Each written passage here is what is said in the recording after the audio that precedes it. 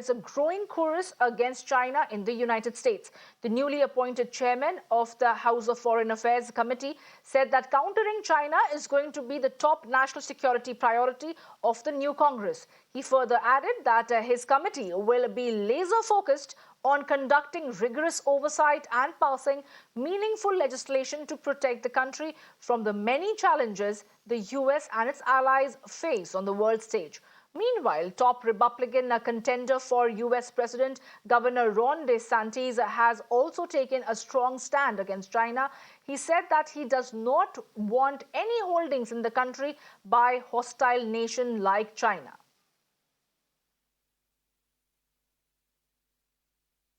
And to discuss this further, I am joined by the foreign policy expert, Mr. Ravinder Sachdev over here with me. Appreciate you joining us and taking out time. Very good afternoon to you, Mr. Sachdev. But of course, as we are looking at the latest developments taking place in the US, where they have decided to even constitute a committee for that matter to counter the Chinese design. Now, they are very clear that they do not want any such holdings in China, in the US, I beg your pardon, where there are hostile nations like China being in control. But that's not all. They're also talking about getting back jobs, they're getting back supply chains. They're also talking about securing intellectual property. Why do you think the US has suddenly stepped up this sort of a mechanism in place to counter the Chinese design? Thank you very much. A pleasure to be with you. See, where the US is going, it has been a trend which has been building up. It started building a bit more during the Trump administration, picked up more pace during Biden administration.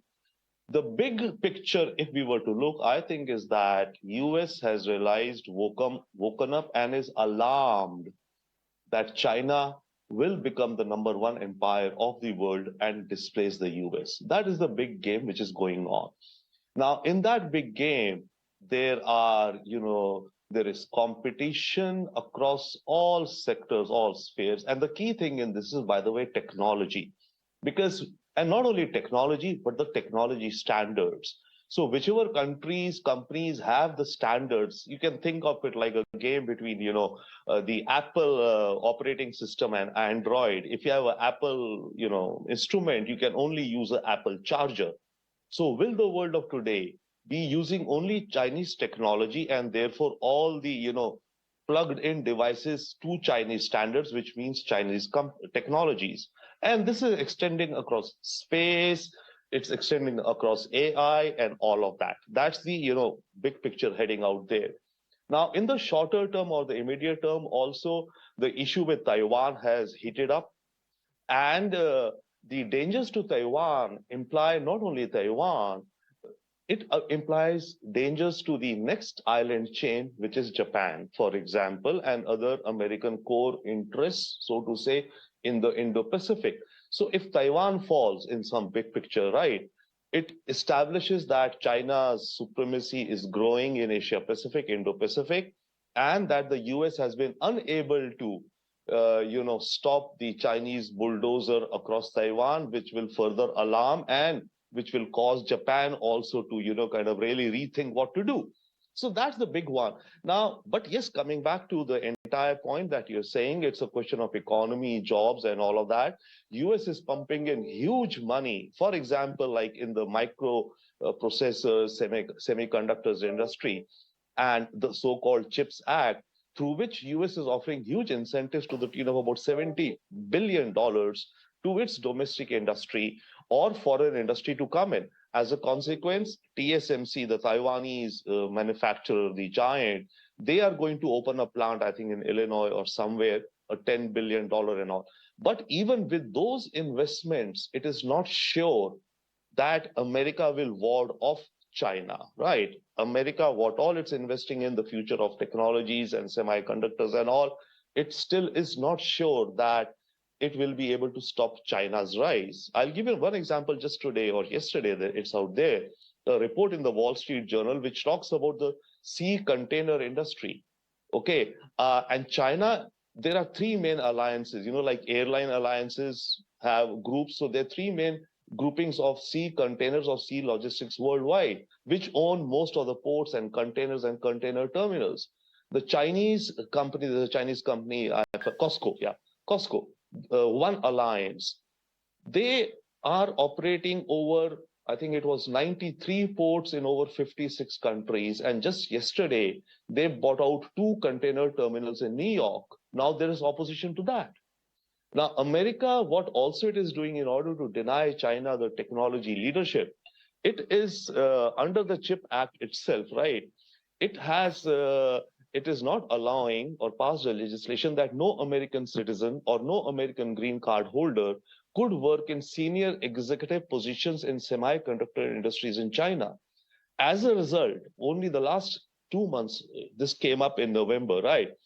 Over 50 CXOs, American citizens, many of them Chinese origin, right? Or Americans or green card holders have had to step back. And some of them are co-founders of some of the technology companies in China. So this is a major, major development which is happening. So America is doing it primarily, I would say, big picture to maintain its dominance, numero uno status in global affairs.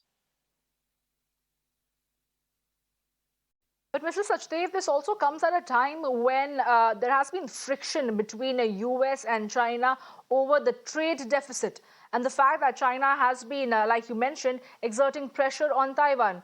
Not to forget that US State Department has also urged upon China as far as the COVID data is concerned. They sought transparency and the manner in which China has handled the COVID explosion in the recent past.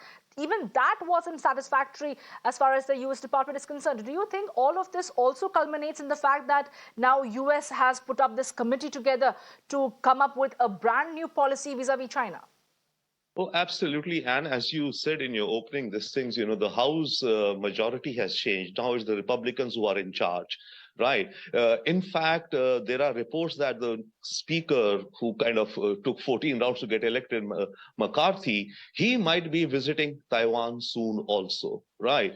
So the Republicans will want to put their stamp also on America's China policy in a big picture. So what this committee is an extension of that.